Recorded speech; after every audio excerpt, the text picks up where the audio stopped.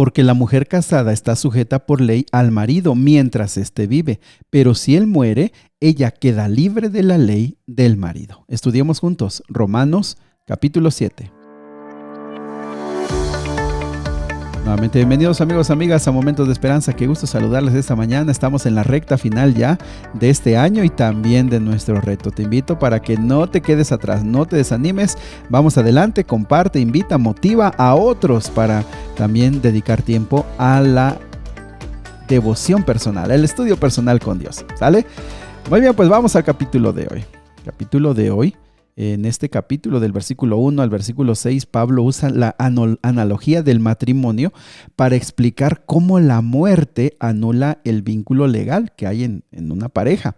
Así que los creyentes mueren al dominio de la ley a través de Cristo, quedan libres para vivir bajo la gracia. Esa comparación. Por ejemplo, algunos versículos claves serían el versículo 2 y 3. Dice, porque la mujer casada está sujeta por ley al marido mientras éste vive. Pero si el marido muere, ella queda libre de la ley del marido. El versículo 6 dice, pero ahora estamos libres de la ley por haber muerto para aquella en la que estábamos sujetos, de modo que sirvamos bajo el régimen nuevo del Espíritu y no bajo el régimen viejo de la letra. Esto lo que significa, mis amigos, es determinar y esclarecer cuál es la función de la ley. Aunque la ley no es un medio de salvación, ojo con esto, la ley no es un medio de salvación, la ley refleja la voluntad de Dios. Cuando nosotros vamos a la ley, vemos lo que Dios quiere para el ser humano.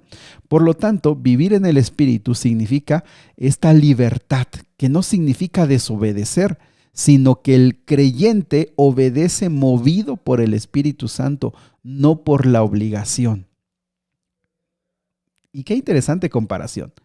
Cuando muere el esposo, la mujer queda libre. Cuando nosotros nos entregamos a Cristo, morimos a la ley. Y nuevamente, es que aquí Pablo está enfatizando, el problema es que las personas obedecían a la ley y pensando que en ellas encontraban la salvación, pero eso se ha acabado. Ahora vivimos bajo la gracia, que no implica que la ley es anulada, sino que implica que vivimos en primer lugar para nuestro Padre Celestial. Del versículo 7 al versículo 13 hay una sección muy interesante. Dice el versículo 7, ¿qué diremos pues? ¿Es pecado la ley? En ninguna manera. Pero yo no conocía el pecado sino por la ley, porque tampoco conocería la codicia si la ley no dijera, no codiciarás. El versículo 12, de manera que la ley es santa y el mandamiento santo, justo y bueno. Luego lo que es bueno vino a ser muerte para mí. En ninguna manera, sino que el pecado, para mostrarse pecado, produjo en mí la muerte por medio de lo que es bueno.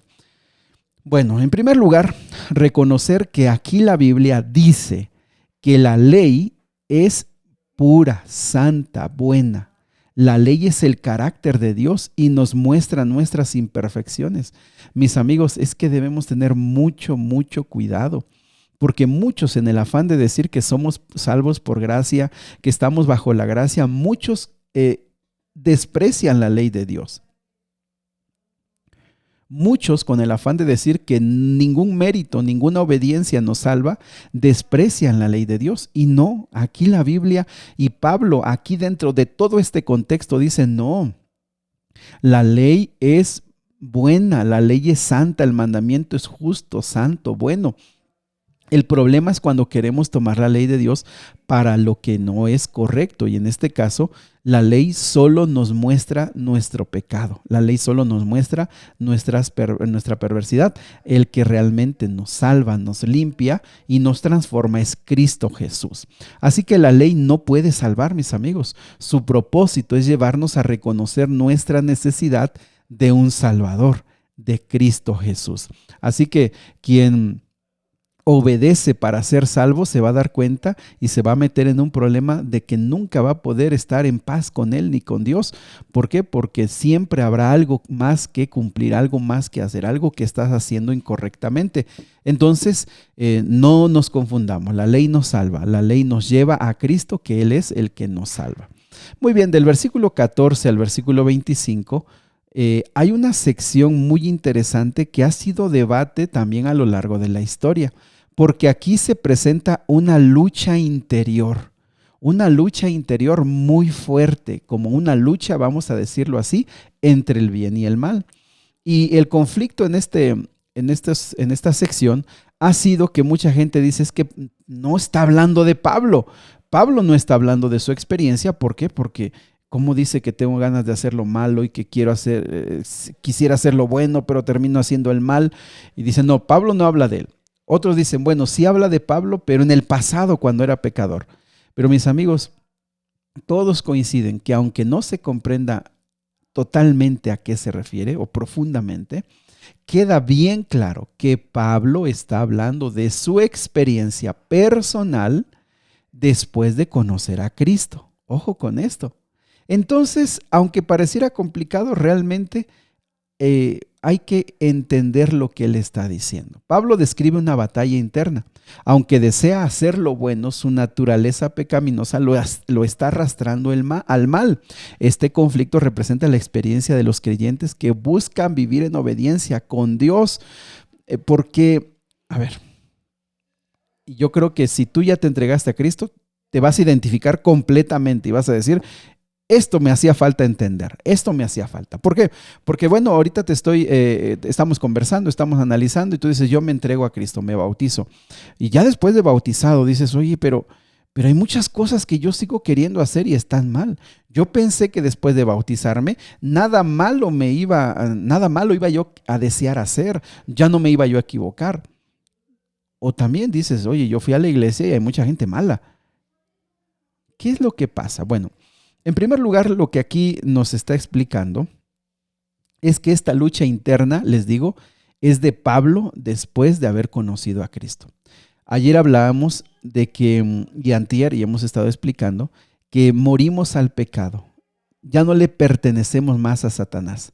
Ya no le pertenecemos más al mundo de pecado. Ahora somos de Cristo. Hay una naturaleza espiritual que ahora quiere hacer lo bueno, que ahora quiere obedecer a Dios, pero sobre todo una naturaleza espiritual que ahora ama a Dios. Pero dentro de nosotros hay una naturaleza pecaminosa. Entonces, lo que aquí está pasando es que cuando nos entregamos a Cristo, la naturaleza espiritual es más fuerte, más grande, más determinada.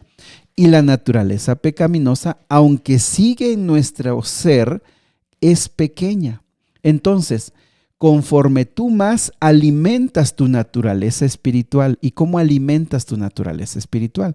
Cuando tú oras todos los días, cuando abres tu Biblia, cuando vas a la iglesia, cuando ayudas al necesitado, cuando eres fiel a Dios en medio de las pruebas, cuando te determinas a ser fiel a Dios en medio de todas las adversidades, esa parte espiritual crece en ti.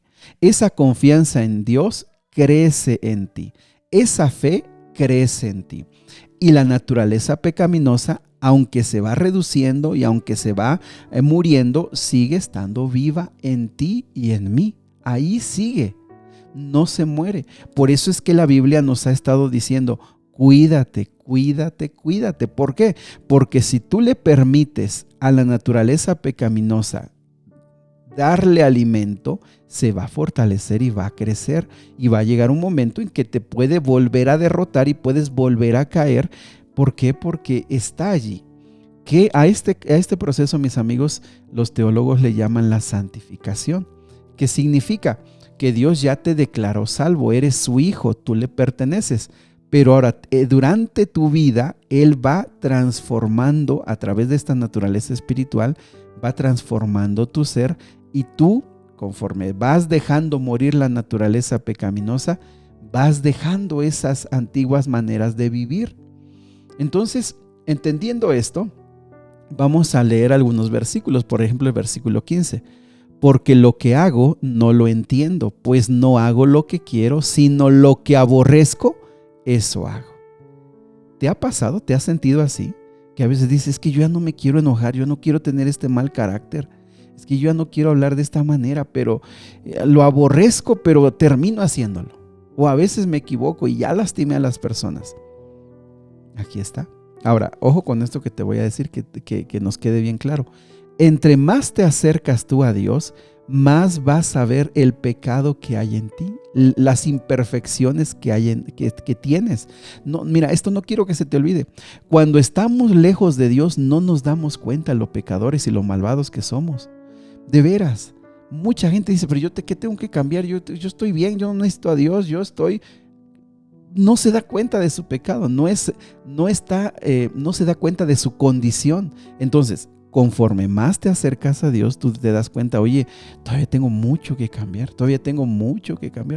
mira todavía estas cosas, pero no necesariamente es que tú estás matando gente o que tú estás en adulterio, que tú estás haciendo una persona orgullosa, no, sino que cada vez más te acercas a Dios, más se revelan lo mucho que todavía estamos lejos del carácter de Cristo Jesús.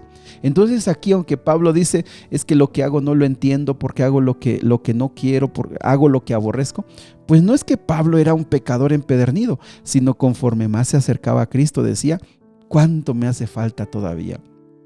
Ya no quisiera tener estas cosas que me siguen acercando o que me siguen identificando con el mundo. Ojo con esto, versículos 18 y 19.